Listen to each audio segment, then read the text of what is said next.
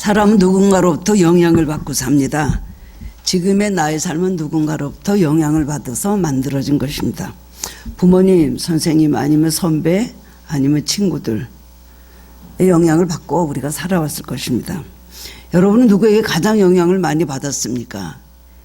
예수 그리스도를 믿는 우리들의 정답은 무엇일까요? 물론 예수님입니다. 예수님으로부터 우리는 가장 많은 영향을 받은 사람들입니다.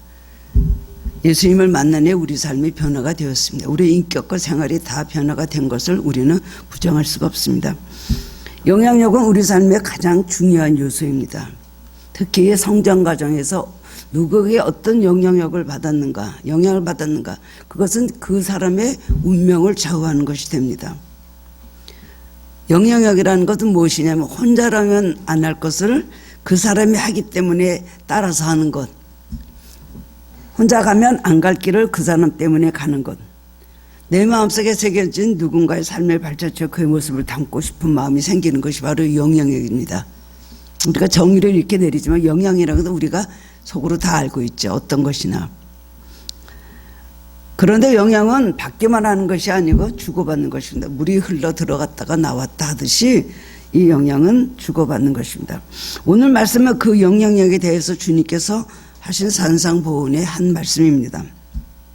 예수를 믿는 사람들이 이 세상을 향해서, 특히 믿지 않는 사람들을 향해서 어떤 역할을 하며 어떤 선한 영향력을 끼치고 살아가야 되냐 하는 것을 주님께서 말씀해 주신 것입니다. 그래서 오늘 두 가지로 간단하게 말씀하셨는데, 소금과 빛입니다. 우리는 보통 빛과 소금이라고 말하죠. 근데 오늘 말씀 보면 소금이 먼저 나오고 빛이 나중에 나옵니다. 주님은 왜 그렇게 말씀하셨을까요? 그리스도인은 우리가 세상에서 사는 방식이 두 가지입니다.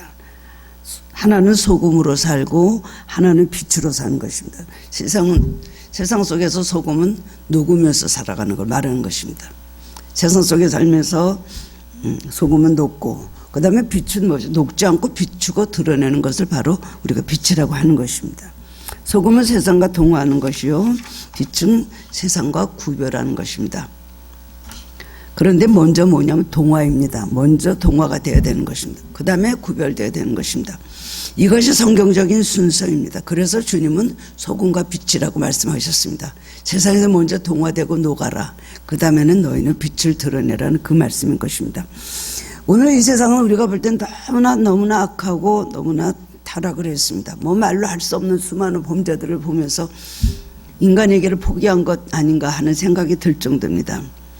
하나님의 형상대로 우리는 지음을 받았지만은 인간의 마음은 하나님의 형상을 잃어버리고 온갖 죄에 빠져서 마귀를 담고 부패해져서 살아가고 있습니다. 예수님께서는 길게 말씀을 하지 않고 오늘 짧게 간단히 쉽게 말씀하셨습니다. 너희는 세상의 소금이다. 너희는 세상의 빛이다. 그러므로 너희는 소금이 되고 빛이 되어라. 어떻게 살라는 긴 얘기를 하지 않았어요. 이것은 세상과 그리스도인과의 관계를 말씀하신 것이고, 그 관계는 도덕적이고 영적이 되어야 된다는 것입니다. 행적인 것이 아니라 이 세상 사람들과도 우리는 행적으로 살지만 그들에게 우리는 수직적으로 도덕적이고 영적인 것을 그들에게 영향력을 끼쳐야 된다는 것을 말씀해 주신 것입니다. 우리는 그리스도인에서 어떻게 소금과 빛을 감당하며 살아갈 수 있을까요? 오늘 본문의 말씀을 통해서 함께 은혜를 나누는 시간이 되기 원합니다. 첫 번째로는 세상 안에 있어야 된다는 것입니다. 그리스도인의 영향력에 가장 큰 원리는 세상 안에 있어야 된다는 것입니다. 그럼 세상 안에 있어야 된다. 세상을 우리가 멀리 떠나야 된다가 아니라 세상 안에 우리는 살면서 세상 안에서 우리는 소금이 되고 빛이 되어야 된다는 것입니다. 소금이든 빛이든 세상을 떠나면 아무것도 아닙니다. 소금은 온실 속에 있는 것이고 빛은 어둠 속에서 비추는 것이 바로 빛이라고 할 수가 있습니다. 세상과 우리는 얼마나 다릅니까? 살아가는 방식이 다르고 살아가는 목적이 다르고, 그리고 우리 그리스도인은 하나님의 다스림을 받고 세상은 악의 지배를 받습니다. 우리는 하나님의 가치관으로 살고 세상은 세상의 가치관으로 살아갑니다. 얼마나 많이 다릅니까? 다른 것이 아니라 정반대의 삶을 서로 살아가고 추구하는 것입니다. 그런데 우리는 그 안에서 분리되는 것이 아니고 같이 있지만 우리는 구별되어야 된다는 것입니다. 배는 항구에 있으면 가장 안전하지만 배의 목적은 뭡니까? 물에 떠있기 위해서 배가 있는 것 아닙니까? 불교는 108번이를 잊기 위해서 인연을 끊습니다. 산속으로 들어갑니다. 속세를 떠나서 산속으로 들어가서 아무도 없는 데서 혼자 그냥 목탁 두드리며 명상을 하라고 그렇게 가르칩니다. 그러나 기독교는 세상에 살면서 믿음으로 죄의 유혹과 세상의 풍파 정면으로 싸우면서 세상을 변화시켜라. 주님께서는 우리에게 그렇게 가르쳐 주셨습니다. 요즘 많은 기독교인들이 한국교회를 비판을 합니다. 대형교회 기업화 부자 세습, 목사 변신들 간의 분쟁, 기복주의, 이단들 정말 종교개혁이 필요해. 우리는 그렇게 이구동성으로 외치고 있습니다. 맞는 얘기입니다. 그러나 해가 져서 집에 들어갔는데 그 집이 껌껌하면 그 집이 껌껌하다고 불평을 할 수 있습니까? 빨리 불을 찾아서 불을 켜야 되는 것입니다. 그러려면 무엇보다 내 등불이 켜져 있는 거 살피는 것이 더 중요한 것입니다. 세상이 더럽다고 썩었다고 비판만 할 것이 아니라 그랬다고 해서 세상이 달라지는 건 아무것도 없습니다. 세상을 변화시키는 것은 말이 아닙니다. 세상이 썩은 것이 문제가 아니고 어둡고 썩은 그 세상에서 내가 소금과 빛의 역할을 못하고 있는 것이 더 문제인 것입니다. 말뿐 아니라 우리가 생활로 이방인 앞에서 본을 보이고 솔선수범할 때 그들이 변화된다는 것을 알아야 됩니다. 예수님도 많은 악한 사람들과 많은 부패한 종교자들과 함께 있었습니다. 세리와 장기 같은 타락한다고 소외된 사람들과 같이 어울려서 그 안에서 예수님 빛을 비추시고 소금의 역할하고 썩어져가는 그 모든 사회 더러운 것들을 예수님 말씀으로 새롭게 하셨다는 겁니다. 세상을 변화시키려면 나부터 변화돼야 됩니다. 내가 소금이 되어 짠맛을 내고 있느냐, 빛이 돼서 빛을 비추고 있느냐, 이것이 더 중요한 문제라는 것입니다. 내가 소금과 빛의 역할을 해야 되는 크리스찬이다. 여러분, 그런 자기 정체성이나 자기 삶의 목적, 하나님께서 이 땅에 우리를 보내주신 목적을 깨닫는 것이 세상에 대한 그리스도의 영향력의 시작이라고 할 수가 있습니다. 내가 소금이 되고 내가 빛이 돼서 살아야 되겠구나. 우리가 그걸 먼저 깨달을 때 우리는 선한 영향력이 우리에게서 나와서 사람들에게 그들을 변화시킬 수 있다는 것입니다. 두 번째로는 예수님은 너희는 소금이라고 말씀하셨습니다. 본문 13절 말씀을 보면 너희는 세상의 소금이니 소금이 만일 그 맛을 잃으면 무엇으로 짜게 하리요 후에는 쓸데없어 다만 밖에 버려 사람에게 밟힐 뿐이니라 라고 말씀을 하셨습니다. 여기서 소금은 도덕적 의미에서 소금, 영적 의미에서 소금을 의미하는 것입니다. 우리가 뭐 음식에 집어넣어서 싱거운 것을 짜게 만드는 그 물질적인 소금을 말하는 것이 아니죠. 주님은 이 소금을 말할 때 사해바다의 소금을 생각하셨을 것 같습니다. 예나 지금이나 이스라엘 소금은 사해에서 나오기 때문입니다. 사해는 바다 전체가 소금으로 되어 있는데 작은 바다가 아닙니다. 근데 보통 바닷물의 소금 농도가 3%라면 사해바다는 30%나 되는 거예요. 10배나 더 짜다는 거예요. 그만큼 굉장한 염분의 농도가 굉장히 짠 것이 바로 사해입니다. 오랜 세월 물이 흘러 들어가고 또 바깥으로 나가지는 않은 데다가 40도 이상의 햇빛이 내려져서 수반에 증발하기 때문에 매우 짠 소금이 됐다는 것입니다. 그러나 사해 조금 소금도 짠맛을 잃으면 더 이상 소금이 아니다. 그 맛을 잃어버리면 어디다 쓰겠느냐. 예수님께서 오늘 말씀하셨거든요. 소금은 짜야 소금인 것입니다. 소금은 겉으로 보기에는 정말 볼품이 없는 별 볼 일 없는 것이죠. 밋밋하고 뭐 색깔도 희끄무리하고 뭐 볼 것 있습니까? 그러나 소금은 사람에게 무엇보다도 필요한 것입니다. 마찬가지로 그리스도인도 외양을 보나 그의 생활을 보나 겉으로 보기에는 크게 다른 것 없습니다. 똑같이 하루 밥 세 끼 먹고 똑같이 자고 깨고 똑같이 일하고 세상 사람들하고 똑같은 외형으로 우리가 살아가는 것 같지만 어느 때에 그가 갖고 있는 영적 도덕적 영향력은 소금같이 어디서 꼭 필요한 존재로 나타난다는 것입니다. 하나님께서 우리에게 주신 능력이고 우리가 하나님께서 주신 그 사명을 가지고 우리는 살아가기 때문에 넌 세상의 소금이 되어라, 빛이 되어라, 그렇게 말씀하신 것입니다. 히브리 사람들이 생각하는 소금의 개념은 생명 그 자체였습니다. 사람도 소금이 없으면 안 된다 라고 생각을 했죠. 그리고 또한 양을 먹이는 이스라엘 유목민에게 소금은 꼭 필요한 것이었습니다.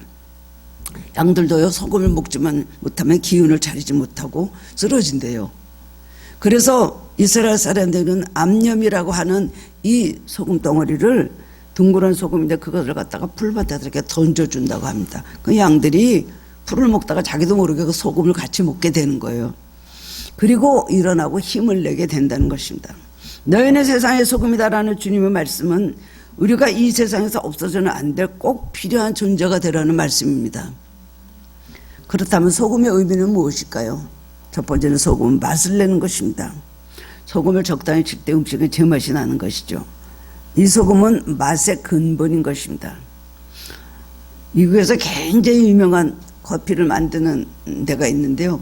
그 커피랑 카페에 있는 데 가면 사람들이 줄을 서서 들어온다고 해요. 제가 그 이름을 잊어버렸는데요. 그래서 나중에 어떤 분이 가가지고 정말 알고 있을 테니까 이 비결이 무엇이죠? 다른 데 없는 독특한 맛을 내는 이 비결은 무엇이죠? 라고 가서 물었더니 조그만 소리로 우리가 소금을 넣기 때문입니다. 그랬다는 것입니다. 여러분 파는 뭐 이런 우리 물병들 있잖아요. 생수들 파는 거. 제가 어떤 생수를 먹어보니까 맛이 있더라고요. 그래서 제가 이것은 좀 다른 거하고 맛이 다르네. 가만히 비교를 해봤어요. 여러 가지를 마시면서 했더니 소금을 넣더라고요. 여러분 아무리 좋은 재료를 가지고 음식을 만들어도 소금을 하나도 안 넣으면 싱거워서 먹지 못하잖아요. 그래서 뭐 심장이나 신장이 약한 분들은 저염도 음식을 먹으라 막 병원에서 굉장히 얘기를 해요. 그래서 제가 어떤 분하고 좀 지냈는데 그분이 완전히 소금을 하나도 안 넣어야 되는 그런 건강 상태를 가지고 있었는데 세상에 음식을 차려놓고 와서 먹으라 해서 제가 초대를 받아가지고 갔는데요. 토할 것 같았어요. 이게 어떻게 하니까 저희는요 제가 이렇게 먹기 시작하니까 이게 싱겁습니까? 전 또 그때 짜게 먹을 때였거든요. 아니 싱거운 게 아니라 진짜 맛없네요. 대놓고 그랬어요. 그러니까 무슨 소용이 있어요? 갈비찜을 해놓으면 소용이 있습니까? 무슨 뭐를 해놓으면 소용이 있겠습니까? 아무리 좋은 음식도 소금이 안 들어도 싱거워서 먹지를 못해. 마찬가지로 우리 삶의 아름다움도 기독교인의 가치관이 부여될 때 진정한 아름다움이 되는 것입니다. 돈이 많은 것도 그리스도의 인격이 들어가야 돈으로서의 의미를 갖게 되는 것입니다. 또한 학식이 높고 지식이 풍부하다 해도 기독교적인 진리가 그 안에 포함되지 않으면 그 지식은 무효한 것입니다. 우리는 대화를 나눠보면 알잖아요. 굉장히 아름다운 여성이 있어요. 참 아름답다. 어떻게 저렇게 아름답다. 그 안에서 가만히 대화를 나눠볼 때 예수님을 모르면서 세상 가치관으로 사는 것이 나오면 추하다. 우리 그런 생각 안 듭니까? 돈이 아무리 많아도 그 돈으로 잘난 체하고 그 돈을 가지고 말이야 교만하고 더구나 인색하고 자기의 허영과 사치를 위해서 사는 걸 보면 우리는 역겹다는 생각을 합니다. 무엇이든지 그리스도인의 가치관, 기독교의 진리가 그 안에 포함되지 않으면 소금이 없는 음식을 먹는 거나 마찬가지로 세상에 맛이 없는 거예요. 아무 가치가 없는 것입니다. 온전한 지식이 되려면 하나님을 아는 지식의 신앙이 그 안에 또 한 번 합쳐져야 되는 것이에요. 그럼 얼마나 아름답게 느껴집니까? 그래서 사람들에게 맛을 내는 사람, 진섬의 가치를 바로 깨우쳐주는 그런 사람이 되라는 것입니다. 이것이 소금이 되라는 주님의 말씀의 의미입니다. 가정에는 예수 한 사람 믿는 사람이 한 사람이 있어서 아름다운 가정이 됩니다. 직장에서도 예수 믿는 그리스도인이 한 사람이 있어서 분위기가 확 달라집니다. 그런 사람이 소금의 맛을 내는 사람입니다. 두 번째로는 소금을 제물로 사용했다는 것입니다. 구약시대에는 제사 지낼 때, 성전에서 제사 지낼 때 소재와 번제를 물에 소금을 뿌려서 제사를 드렸고 향을 쓸 때도 소금과 함께 향을 사용했다는 것입니다. 부정한 것을 정하게 하는 데 있어서 쓰여지는 두 가지 중에 하나는 구약시대, 하나는 피, 하나는 소금이었습니다. 그런 소금에 대한 의미는 뭐냐면 부정한 것을 쫓아내고 더러움을 씻어내는 것이었습니다. 영적으로 귀신을 쫓아내고 마귀를 쫓는 등의 영적 세계에서 부정함을 몰아내는 것에 소금을 뒀다는 것입니다. 옛날에도 우리나라 그런 말들이 있죠. 이렇게 아침에 원치 않는 사람이 왔다 가거나 재수없는 사람이 왔다가 뭐라 그랬어요? 소금 뿌리라 그랬잖아요. 소금이라는 것은 영적으로 부정한 것을 쫓아내며 사탄의 세력을 물리치다는 그런 의미가 있는 것입니다. 영적으로 정결하게 하라는 것이에요. 우리는 이 세상에 어디 있든지 소금같이 정결함이 요소가 되어야 한다는 것입니다. 또한 세 번째로는 소금은 썩는 것을 막는 방부제 역할을 합니다. 방부제라는 것은 이미 썩은 것을 소성케 하는 것이 아닙니다. 이미 썩은 것은 어떻게 할 수가 없습니다. 그것이 아니라 썩을 수 있는 것을 더 이상 썩지 않게 하는 것, 썩기 시작하려고 하는 것을 가서 썩지 않게 하는 것, 이것이 바로 방부제입니다. 썩을 수 있는 채소, 썩을 수 있는 생선을 소금에 절이게 되면 썩지 않게 됩니다. 마찬가지로 죄짓고 타락하고 지옥 갈 수 있는 사람이지만 그 옆에 그리스도인이 있어서 그 사람이 썩지가 않는 것입니다. 신앙이 있고 그리스도가 있음으로써 썩지 않는 것으로 바뀌어지는 것입니다. 사람들이 모두 말합니다. 망할 놈의 세상, 망할 놈의 세상. 이 세상은 망해서 없어질 거야. 얼마나 많은 저주 같은 이야기들을, 예언들을 많이 합니까? 일본 열도는 없어진대요. 책에서 그걸 보고 이건 어떻게 해석을 해야 되나. 거기에도 예수 믿는 사람이 있지 않겠습니까? 벌써 1000번, 10,000번을 망했을 세상인데 그리스도인이 있기 때문에 망하게 하지 않는다는 것입니다. 왜냐하면 그리스도인이 방부제 역할을 하기 때문입니다. 우리는 소금과 같이 방부제 역할을 하며 선한 영향을 가져야 됩니다. 소금이 짠맛을 잃은 것 같이 썩으면 안 됩니다. 세상에 나가서 같이 썩으면 안 됩니다. 세상에 나가서 오히려 썩지 않은 사람을 썩게 만들거나 그 사람을 타락의 길로 이끄는 죄의 원흉이 되는 사람이 되거나, 아니면 남이 썩는다고 같이 가서 같이 썩어서 같이 부패해져야 되겠습니까? 방부제가 그럴 수는 없는 것이죠. 부정한 세상에서 그리스도인이 있어서 부정을 막고 불신과 타락의 세상이라 할지라도 그리스도인이 있어서 믿을 수 있고 정의가 바로 설 수 있다면 그가 바로 소금이요 방부제 역할을 하는 것입니다. 우리는 방부제 역할을 해야 됩니다. 정말 더러운 곳에 거기에 정결하게 하고, 그리고 모든 죄를 드러내서 그것을 바르게 하고, 이 사회에 모든 악한 사람들이 가는 그 길을 따라가면 안 되는 것이고, 그 다음에는 하나님이 원하시는 단 하나의 나만의 길이라 할지도 그 길을 가야 된다는 것입니다. 같이 썩어져야 되겠습니까? 이 세상은 악한 사람들이 얼마나 악하냐가 문제가 아닙니다. 의롭게 살겠다고 하는 그리스도인들이 얼마나 살아있느냐, 얼마나 많이 있느냐, 얼마나 제 역할을 하느냐에 따라서 그 사회는 좋아질 수도 있고 악해질 수도 있는 것입니다. 책임은 전적으로 우리에게 있는 것이죠. 우리가 나라 민족 위정자들을 위해서 참으로 탄식하며 비난도 하고 걱정들을 많이 합니다. 그건 그 사람들만의 잘못입니까? 그들을 위해서 기도하고 나라를 위해서 기도하자는 나의 잘못도 있는 것입니다. 북한의 김정은이 저 주체 사상이 저렇게 3대를 이끌어가면서 많은 사람들이 생명을 죽이고 저렇게 완전히 그냥 정치범 교도소가 이런 데 보내갖고 사람을 더 이상 인간 같지 않게 저렇게 학대하고 사는데 어떻게 지금 이 세상에서 그런 나라가 실질적으로 하늘 아래 존재할 수가 있겠습니까? 왜 그렇습니까? 우리 기도가 부족하기 때문입니다. 어떤 사람들이 북한에 가서 분들을 만났대요. 그랬더니 저 조용한 데로 이렇게 가서 얘기할 기회가 있었더니 여기는 예수 믿는 사람이 많다고, 북한에도. 그러면서 당신들은 왜 우리를 구원해 주지 않고 왜 기도를 하고 있지 않느냐? 우리는 그날만 기다리고 있다. 한국의 교회가 그렇게 많고 성도들이 그렇게 많다고 들었는데 왜 우리를 구원해 주지 않느냐? 하나님께 기도해 달라고 부탁을 하더라는 거예요. 이 방부제 역할을 하는 것이죠. 네 번째로는 소금은 화목함을 말합니다. 서로 섞이지 않은 것도 소금을 주면 부드러워져 잘 섞여지는 걸 보게 되죠. 뻣뻣한 배추도 소금 주면 벌렁벌렁해지고, 뻣뻣한 뭐도 소금을 주면은 그냥 부들부들해지잖아요. 마찬가지로 예수님께서는 너희 속에 소금을 두고 서로 화목하라. 마가복음 9장 50절에서 이렇게 말씀하셨습니다. 서로 뻣뻣하게 굴어서 네가 잘났냐 내가 잘났냐, 네가 높냐 내가 높냐 하면서 자존심 내세우지 말고 소금을 치면 부드럽게 되듯이 서로 겸손하고 온유하고 화목하라는 것입니다. 사람이 잘나봤자 다 도토리 기적이죠.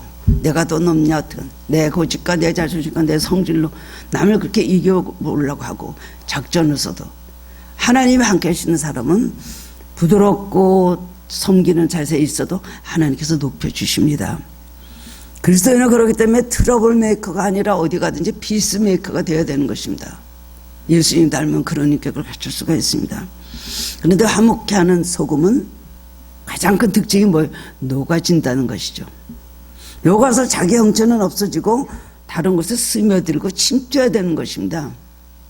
우리가 내 자신이 살아서 나 하나 한번 목을 꼿꼿하게 세우고 나는 이 모든 경쟁에서 나는 절대로 질 수 없다, 내 목을 꺾을 수 없다라고 하면은 그건 소금이 아니죠.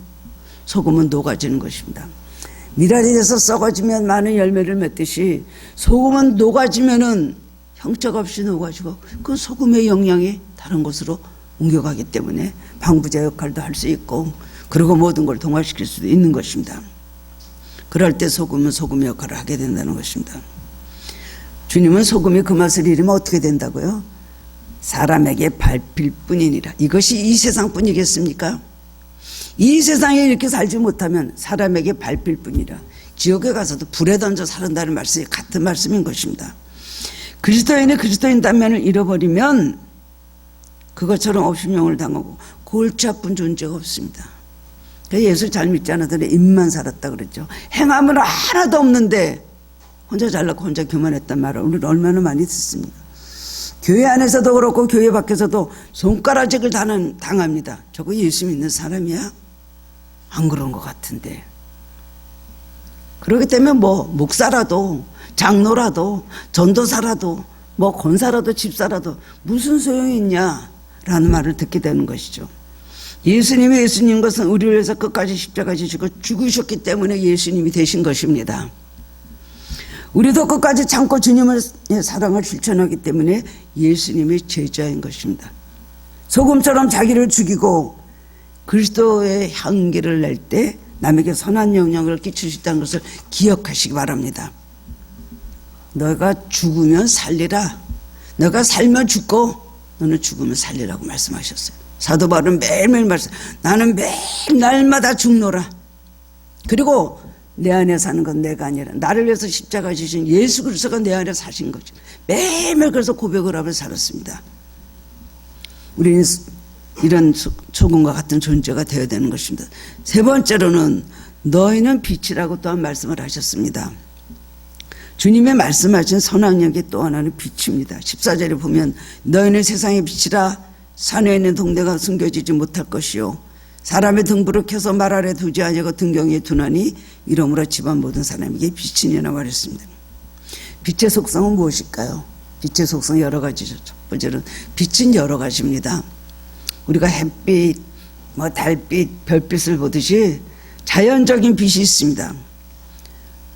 인간은 그 빛을 눈으로 보면서 그 빛 안에서 생명을 유지하면서 살아갑니다. 그리고 또 하나는 인공적인 빛이죠. 바로 촛불이나 등잔불이나 또한 전등빛, 요새는 LED 등 너무나 많은 발전의 여러 가지 빛을 사람들이 인공적으로 만들어서 깜깜한 밤을 비추고 있잖아요. 또한 영적인 빛인데 그것은 가장 중요한 빛입니다. 자연적인 빛보다 인공적인 빛보다 더욱더 소중하고 중요한 것은 어떤 빛이에요? 영적인 빛입니다. 눈에 보이는 빛만이 빛이 아닌 것입니다. 우리는 눈에 보이는 이 빛을 보면서 그 보이지 않는 신령한 빛의 의미를 깨달아야 됩니다. 오늘 비유로 하신 말씀이 있잖아요. 빛. 거기서만 예수님 말한 것이 등잔불이나 초롱불을 말한 것이겠습니다. 영적인 빛을 말씀하신 것입니다. 우리는 깜깜한 데를 갔다가 불빛 하나를 만나게 되면 그렇게 반갑고 빛이 얼마나 중요한가를 알게 됩니다. 제가 이제 산기도 밤에 청계산 이런 데 가면은요, 브러쉬도 안 갖고 갈 때도 있고 그럴 때 많습니다. 어떻게 기도하다 보면 깜깜하면 움직이게 돼요. 뭐예요? 핸드폰 키면 거기서 빛이 나오잖아요. 그래서 그쪽 얼룩 그냥 산길을 꼬불꼬불한 거기를 내려오게 되는 거예요. 깜깜할수록 작은 불 하나가 얼마나 그 빛이 큰 영향력을 발휘하면서 또한 얼마나 그것이 소중하고 정말 감사하는 생각을 하게 됩니다. 우리는 크고 작은 그 빛을 볼 때마다 너희는 빛이라 예수님의 말씀을 기억하고 영적인 빛을 생각할 줄 알아야 되는 것입니다. 내 안에 빛이 있는가? 내가 빛을 비추고 있는가? 예수님의 빛을 받아서 내가 이 빛을 비추고 있는가? 우리 이것을 생각하면서 살아야 된다는 것입니다. 영적인 빛이라는 것은 진리의 빛이고 착함과 의의 빛입니다. 하나님 말씀이 바로 빛이죠. 하나님 말씀 우리 길에 빛이 되는 것입니다. 우리는 하나님의 말씀이 빛이 없으면 살아갈 수가 없습니다. 여러분 하루에 말씀 먹지 않고 여러분 살 수 있습니까? 하나님께서 때를 따라 우리에게 필요한 말씀을 탁탁 주시는 거예요. 텔레파시 같이 우리에게 주십니다. 일어날 때 주시고 또 깰 때 주시고 일할 때 주시고 찬송도 그냥 수시로 우리 안에서 우러 터져 나옵니다. 바로 그것이 빛이죠. 낙심하고 좌절할 때 주님께서 우리에게 소망의 빛을 비춰주십니다. 말씀을 통해서 우리에게 깨달음을 주십니다. 너 왜 낙심하고 좌절하고 너 망설이고 주저하느냐. 그러지 마라 말씀하시잖아요. 근데 우리는 말씀의 빛이 없으면 하루도 살아갈 수가 없습니다. 모든 능력은 빛에 근거하는 것입니다. 아무리 좋은 물건도 다이아몬드가 있다도 빛이 없어서 그게 다이아몬드인지 뭔지 그렇게 알게 됩니까? 어두우면 혼돈 속에서 무엇을 옳고 그른지를 분별할 수가 없게 됩니다. 마찬가지로 우리 마음의 저주와 슬픔, 미움과 죄와 두려움, 이 모든 것이 다 어두움에서 오는 것입니다. 빛은 밝고 빛은 어둠을 비추는 것입니다. 빛은 그렇게 되면 모든 것의 근본이 되는 것입니다. 마음의 빛, 보이지 않는 영적인 빛이 없고서는 다 모든 것이 쓸데가 없는 것이 되는 거예요. 돈이 아무리 많으면 뭐합니까? 지혜가 아무리 지식이 많으면 뭐합니까? 아무리 명예 권세가 있으면 뭐합니까? 그 마음에 빛이 없으면 지옥을 느끼면서 사는 거예요. 그러나 여러 가지로 개어놓은 일 많아도 우리 마음에 예수 그리스도의 빛이 있으면 어떤 경우에도 감사하고 또 누웠다가도 일어나고 쓰러졌다가도 벌떡 서게 되는 것이 바로 그리스도인 우리에게 역사하시는 빛이라는 것입니다. 이제 우리가 해야 할 역할은 빛의 역할인 것을 기억하시기 바랍니다. 예수님께서는 자신이 빛이다. 내가 세상의 빛이다. 그러나 세상에 오셨지만 사람들이 그 빛인 줄 알아보지 못했다 그랬어요. 요한복음 1장에 보면 주님은 생명의 빛이 되십니다. 소망의 빛이 되시고 기쁨과 평안의 빛을 주시는 분이십니다. 주님의 빛을 항상 받아야 되는 것입니다. 여러분 마음이 어두우면 자꾸만 찬양 부르고 기도하세요. 그리고 성경 읽다 보면 그 어느 날 은혜를 사모하는 자에게 주십니다. 도와주십시오. 제가 이렇게 연약합니다 할 때 주님께서 우리에게 은혜를 주신대 빛으로 비춰주십니다. 어둠이 물러가고 여러 가지 낙심되고 좌절했던 마음에 소망이 생기고 그리고 나의 모든 죄와 허물 다 용서하시는 것 사랑을 깨닫게 되고 앞을 향해서 나가게 된다는 것입니다. 베드로는 갈릴리 호수에서 주님 앞에서 자신의 죄가 드러났습니다. 그래서 주여 나를 떠나소서 나는 죄인이로소입니다 소리쳤습니다. 사도 바울도 다메섹에 가다가 하나님의 빛 앞에 그 영혼이 노출이 되었습니다. 사울아 사울아 내가 어찌 나를 핍박하느냐 라는 그 음성을 듣고 그는 자기가 얼마나 큰 죄인인 걸 알고 그 자리에서 꼬꾸라졌습니다. 그 시간부터 그는 그리스도인이 되었습니다. 평생을 두고 바울은 고백하기를 나는 죄인 중에 괴수다 라고 말했습니다. 어떤 곳이든 빛이 비치는 곳에서는 더럽고 추한 잘못이 전부가 노출되는 것입니다. 빛에서 멀리 떨어져서는 자기 잘못을 모릅니다. 불을 켜지 않고 껌껌한 방에 껌껌한 곳에 들어가서 압니까? 얼마나 더러운 것이 뭐가 지저분해 쓰레기와 우물이 있어도 알지는 못합니다. 그러나 빛을 비추면 그 모든 것이 다 드러나게 되는 것 아닙니까? 깜깜한데 저녁 때 들어와서 거실에 불을 켜면 화나면 갑자기 세상이 달라지는 것 아닙니까? 우리는 이제 영적인 암흑으로부터 예수 그리스도 말미암아 밝음을 얻었던 은혜의 사람입니다. 우리는 빛의 사람입니다. 그러면 너희도 빛이라 라고 말씀하신 거예요. 빛은 동화를 또 시키는 일을 합니다.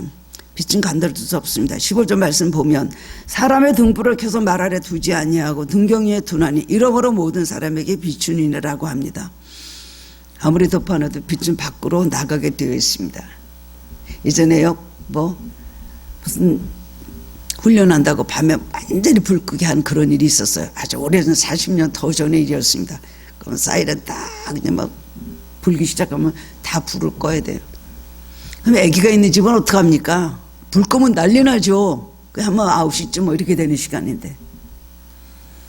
그러면은 그 다음에는 이제 엄마들이 막 베란다 유리창에다가요 막 뭐를 덮고 종이를 덮고 담요를 덮고 해서 다 이렇게 미리 이제 앞쪽으로 박아놓고요. 그 다음에 이제 요건 모르겠지. 깜깜하게 거기서 불을 킨 거예요. 애들이 우니까요. 불을 딱 켰는데 영락없이 밖에서 그런 집들을 안다는 겁니다. 그리고 경비원 아저씨가 메떡 불 꺼요.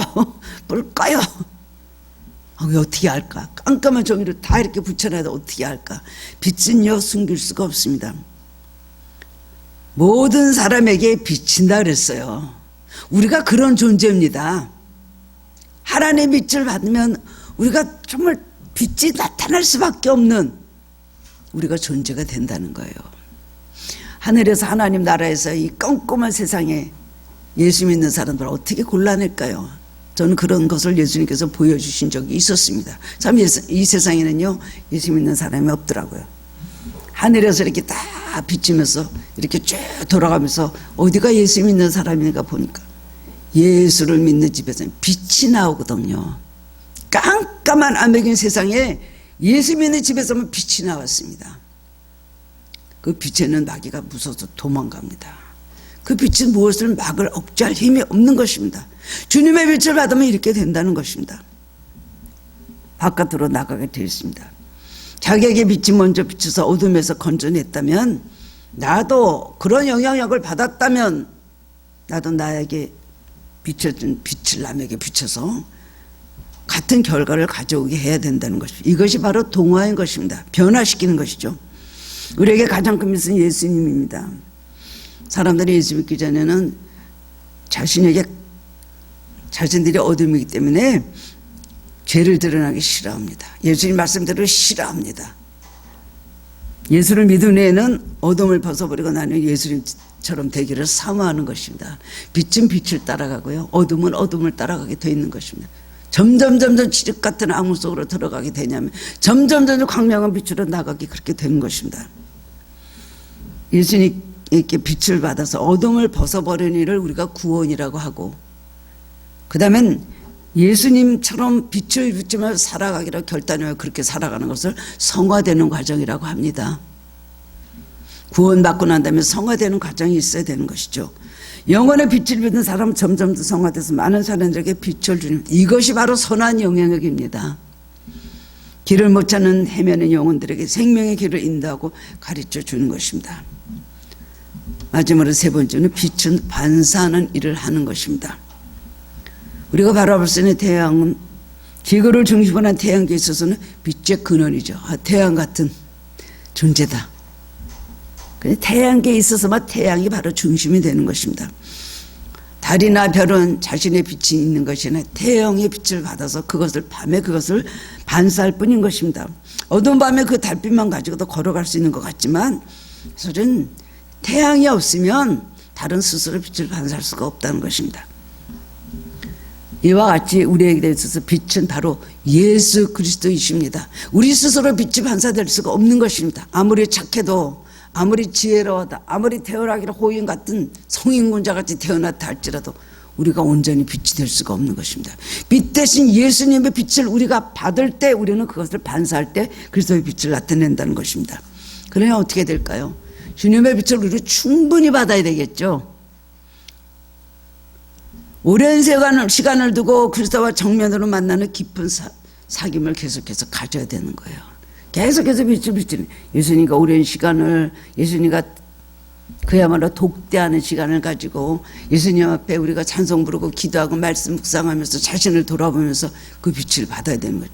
은혜를 사모하면 주님께서 우리에게 많은 빛으로 비춰주십니다. 그 빛에는 여러 가지 능력도 있고 은사도 있고 여러 가지 많은 축복들이 그 안에 포함되어 있는 것입니다. 항상 주님 앞에 자기를 보여야 됩니다. 우리 행위도 보일 수 있어야 되고 마음도 보일 수 있어야 되고, 주님을 보면 그 빛을 받고 계속 사귀면 자기도 모르는 사람에 그리스도의 빛을 받은 신실한 그리스도인이 되는 것입니다. 주님 앞에 정면으로 그 빛을 받아야 돼요. 주님이 두려워서 뒤로 물러서면 안 됩니다. 주님이 싫어서 도망가면 안 됩니다. 주님을 정면으로 보고 죄가 있다면 회개하고, 그리고 주님 앞에 나의 행실을 보이고 나의 마음을 드리고 나의 모든 말이 주님 앞에 상달이 되며 나의 모든 삶이 주님 앞에 다 헌신하는 삶이 되어야 된다는 것입니다. 산에 있는 동네가 숨기지 못할 것이요, 그 말씀은 언제나 그리스도를 향해 바르게 서는 사람은 어둠을 볼 수가 없습니다. 산에 있는 사람이 어떻게 동네가 숨겨올까요? 빛이 있는 사람은 절대로 어둠을 볼 수가 없다는 것이죠. 빛을 등지고 사는 사람은 반대로 빛을 못 보고 어둠만 보면서 사는 것입니다. 예수를 믿으며 사는 사람은 세상이 어렵고 힘들다 할지라도 매사에 소망 가운데 감사하며 살아가지만 빛을 등지고 사는 사람들은 감사할 일 있어도 매일 할 수 있어도 낙심하고 투덜거리고 불평불만을 사는 것입니다. 그 입에는요 불신앙의 말만 나오는 거예요. 좋은 날 보기를 원하는 자야 너의 혀를 금하라 그랬습니다. 말 함부로 절대로 하시지 마시기 바랍니다. 죽고 싶다 죽고 싶다 죽고 싶다. 많은 분들이 죽고 싶다 죽고 싶다. 하나님 은혜로 안 죽고 있죠. 죽고 싶다 해서 그냥 죽으면 어떻게 될 것입니까?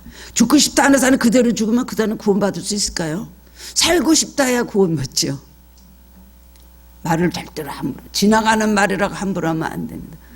우리들의 말이 공중에 이렇게 구름과 같이 뭉쳐져 갖고 공중에 이렇게 떠 있어요.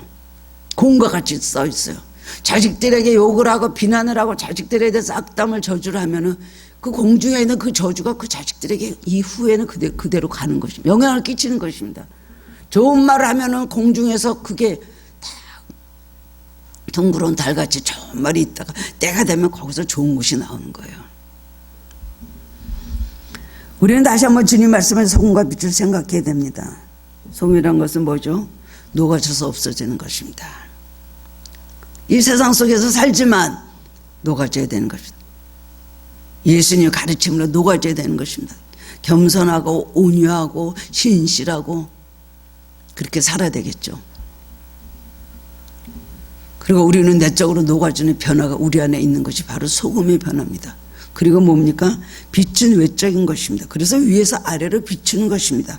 이 두 가지는 똑같이 필요하고 중요합니다. 우리의 삶은 그만큼 크고 중요한 것을 깨달아야 되는 것입니다. 우리 속으로는 소금과 같은 사람이 되고 우리 밖으로는 빛과 같은 사람이 되어야 된다는 것입니다. 일신의 순간 삶을 다뤄서 소금과 빛으로서 여러분 삶 평생 동안에 선한 영향을 많이 끼치는 주님의 참된 제자가 되기를 주님의 이름으로 축원합니다. 사랑의 주님 은혜를 감사드립니다. 오늘 말씀으로 전하는 자 듣는 자 다 은혜 받게 하시면 감사드립니다. 우리는 내 자신이 왜 사는지 모르고 살 때가 너무나 많이 있습니다.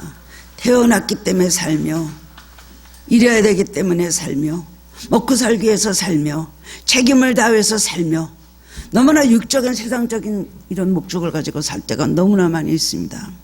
그 이외의 거는 생각하지 못합니다.